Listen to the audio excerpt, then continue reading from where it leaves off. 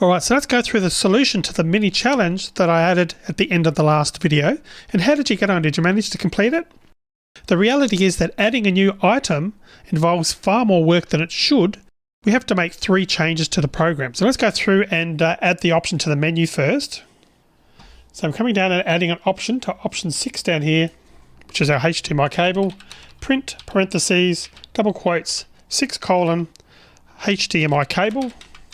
We've got a double quote and a right parentheses. Next, we have to include a test for when the customer chooses item 6. That'll be here. So we'll add an elif there. Elif current underscore choice is equal to 2 equal signs and 6 in single quotes and a colon.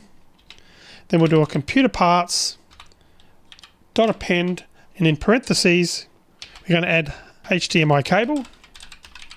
So that's the second change. The program still won't work though, and that's because we go back up to line 5 here. We check that the choice is in 1, 2, 3, 4, 5.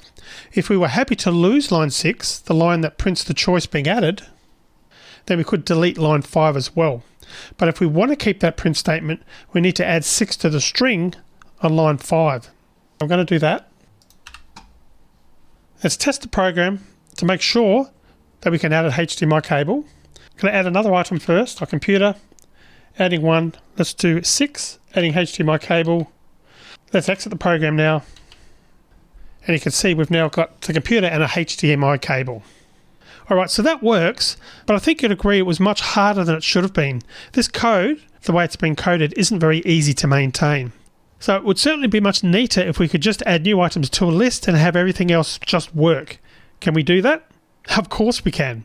And this is a good way to see how useful lists can be, and we'll start improving our code to achieve that in the next video.